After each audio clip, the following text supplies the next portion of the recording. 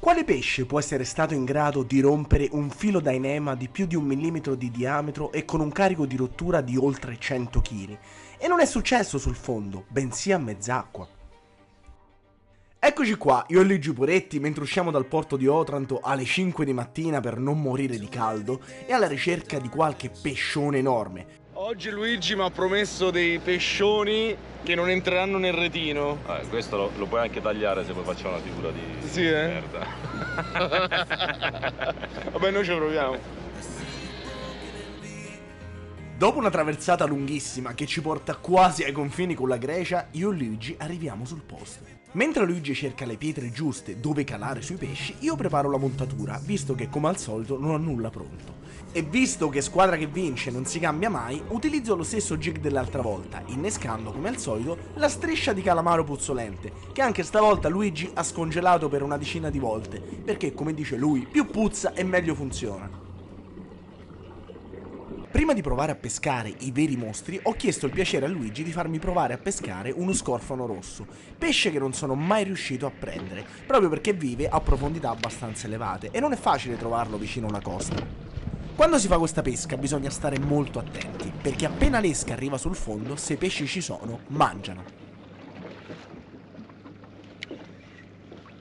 Eccolo. Pesce? Infatti qualcosa mangia subito, riesco a afferrarlo bene e comincia così la lunghissima risalita dalle profondità marine. Ce l'hai? Sì. È uno scorfano allora. E non lo, speriamo di sì. E ora la risalita dal fondo delle marine. Probabilmente si tratta di uno scorfano, infatti così come una grossa seppia, lo scorfano viene su come una busta di plastica, non offrendo particolare resistenza, si sente solamente il filo più pesante del solito. Sono curiosissimo, sono curioso! Aspetta, sto mangiando pure a me. Vai, lascia, faccio io. Ovviamente, proprio nel momento del bisogno, anche a Luigi mangia qualcosa e ferra. E così, mentre anche Luigi si recupera il suo pesce da 100.000 metri, anche io finalmente riesco a tirare sul mio, un bello scorfano rosso. Non troppo grande. Lo scorfano rosso ha una livrea incredibile e sembra quasi un pesce tropicale, ma ricordiamoci però che il rosso è il primo colore a sparire nell'acqua e già dopo 5-6 metri non si vede più. Mentre io ammiro lo scorfano, Luigi tira sul suo pesce e si tratta di un piccolo pagro. Pagrotto, piccolino. Decidiamo di provare un'altra calata sullo stesso posto per capire se c'è qualche scorfano più grande del primo. E cambiata la striscia di calamaro, ributtiamo sul fondo. Allora, quando si pesca a fondo è importante avere il trecciato multicolor perché almeno si capisce quanti metri stiamo dando. Ogni 10 metri cambia colore. Il livello è quello. Questo è il Saltis. In realtà, appena arriviamo sul fondo non mangia nulla e soltanto Luigi ha una mangiata, ma anche stavolta si tratta di un pesce piccolo. Ah, bello. Allora c'è un sacco di corrente, ci scarroccia un po' strani e quindi praticamente bisogna pescare per 30 secondi sul posto, poi ritiriamo su e ci riposizioniamo. 2-1, già Luigi mi sta fregando male, porca miseria. Però lo scorfano vale 2, no? È piccolo. Quello era piccolo, quello vale 1. Ma come vi dico sempre io, la pesca, anche quando sembra essere facilissima, a un certo punto ti ricorda che bisogna soffrire. E passa una buona oretta senza che vediamo neanche una toccata. Oh, attenzione. E poi, all'improvviso, quando stai per perdere le speranze, come sempre accade nella pesca, abbocca qualcosa di enorme. Bello. Ma che è pagro? Penso di sì, un pagrone. Comincia così un recupero difficile di un pesce grande con un'attrezzatura non troppo pesante. La difficoltà soprattutto staccarlo dal fondo e dopo una quindicina di minuti Luigi riesce a portarlo sui 60 metri. Questo è il pesce che lo stiamo tirando su, sta ancora sui 60 metri. Ci siamo, sono emozionato pure io. Si vede? Mamma mia! Porco Giuda! Attento a tubolare. Che c'hai in testa? Ah, vedi, qualcuno l'ha fiocinato, stavo tu qualche anno fa. Mamma, guardate che dentatura. Questo se vi dà un morso non è piacevole. Allora, il pagrone è veramente gigante, guardate. Qui parliamo di un pesce di 5 cm, ma la ferita è incredibile. Guardate la ferita, e la ferita non è neanche troppo vecchia perché è ancora molla, si sta rimarginando. Secondo noi sto pesce è stato morso dalla cernia canina, vero? Secondo me è l'unico pesce che può aggredire un pagro di 4-5 kg. A me viene in mente qualche cernia gigante. Sì, anche perché non è una ferita vecchia, questa è una ferita proprio recente, si vede, e si è anche rimarginata bene. Io pensavo fosse stato Luigi che è sceso a 100 metri e da una fucilata, però no. No, è la classica ferita da fucilata che poi si rimargina, ma a queste profondità la vedo difficile È per veramente... chiunque. Vabbè, continuiamo, va! Che il totono sia l'esca perfetta per pescare questi pesci lo si capisce anche dall'ultimo pasto di questo pagro, una sorta di moscardino che risputa. Puzza di morto, eh? Non tanto. No? Poiché sotto stanno girando dei veri mostri, decidiamo di continuare e finalmente anche Luigi si toglie la giacca invernale, considerando i 40 gradi che ci sono fuori. Fra un pochino tiriamo fuori l'arma di distruzione di massa, ma non è ancora il tempo. Una sorpresa, una sorpresa. Hai rotto il cavo? No, hai rotto il cavo. Ma nonostante peschiamo con lo stesso jig, con la stessa montatura, la stessa distanza, lui prende pesci e io no. Secondo me il lato destro funziona meglio. Eccolo. Ce l'hai, eh? Oh, Luigi è una macchina da guerra. Ma a me non mi ha mandato il jig quello difettoso, eh? No! Sei slamato? No! No!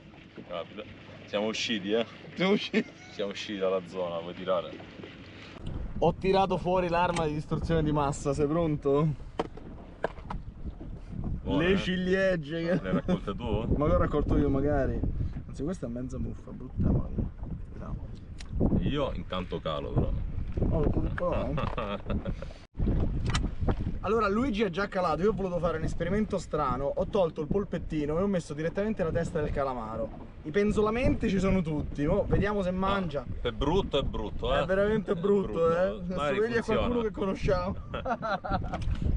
Perché l'ho pensata così? Perché ho detto, ma non stanno mangiando su eschi artificiali evidenti, questa è una cosa un po' più naturale, una sorta di bolentino, diciamola così.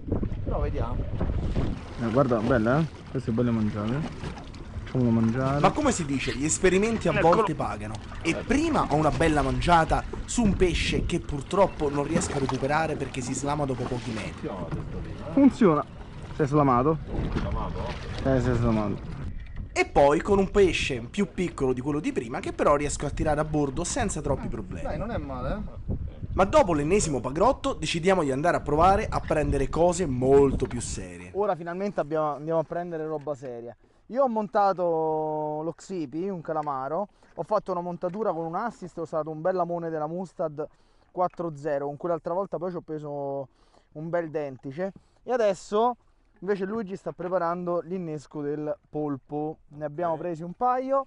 Senti Luigi, io ho portato stiamoni giganteschi qui. Un amo grosso, potente. Questo guarda, penso che meglio di questo non esiste. Questi qua l'avevo presi per le ricciole, per quando sarà il momento, ma sulle cernie secondo me non avranno paura. È ora di utilizzare esche davvero grandi perché vogliamo provare a prendere una cerniona, chissà. E cominciamo così a pescare, Luigi con la super canna, quella cortissima ma potente, e io sempre con la stessa, cercando di prendere la cernia. In realtà però di cernie non si vede nulla, ma qualcos'altro mangia. T'ho dato? Sì. Preso? Sì. Facendo male questa canna. Sì, eh? Quella è una cannina proprio leggerina, giusto? Sì. Diciamo che ogni tanto la usa a Sabighi, però oggi... Bravo ragazzo. Ma c'è che c'è lì sotto quello seco? No, più piccolo. Piccolino, piccolino. Attento alle spine. Attento alle spine. Il pagro non è enorme, tuttavia Ragazzi, ha ingoiato un amo incredibile. gigantesco. L'amo era gigante, ma comunque se l'ha ingoiato. Visti i successi del calamaro puzzolente, decido di creare una montatura anch'io e di innescare la stessa esca, sperando in qualcosa di grosso. E i risultati non tardano ad arrivare. Non so che cazzarola ha mangiato. Scorta, no? Non lo so. Due testate lattate. La scorta non. Ci sono. Vediamo. Non mi devo fermare perché... Sì, vai di continuo perché... Che sto pesce non l'ho ferrato, non l'ho sentito mangiare, si è buttato tutto intero. Ora il mulinello me lo permette, eh. Questa è la prima volta che provo il saltist, eh. No, no, no! Fanculo, lo sapevo, lo perso? sapevo. No.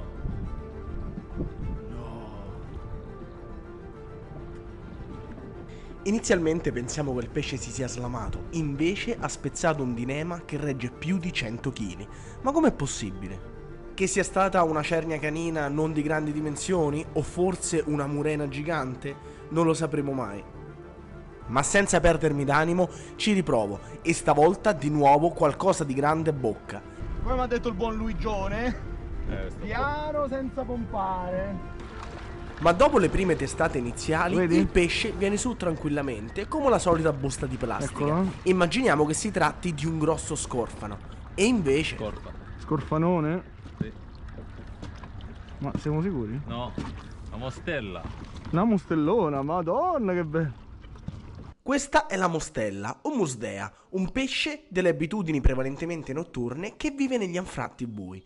È parecchio brutto a vederlo, però le carni sono davvero eccezionali e molto molto delicate. E questa è la mia prima mostella. Beh, è bella questa, quanto farà? Un chiletto forse? È un chilo abbondante. Anche 1,5 kg. Certo è proprio bruttina, ce la faccia. Terribile. E dopo la mostella, qualcosa Eccolo. che tira veramente tanto abbocca di nuovo la mia canna. È Eh, un bel combattimento, cercando Prendi di il non bottone. perdere il pesce e sperando che anche stavolta non spezzi il dainema. Dopo l'ennesimo e lunghissimo recupero dal fondo marino, speriamo in qualcosa di grosso, ma soprattutto di strano, perché non capiamo in che modo sta tirando questo pesce. eccolo. Guarda un altro mustellone.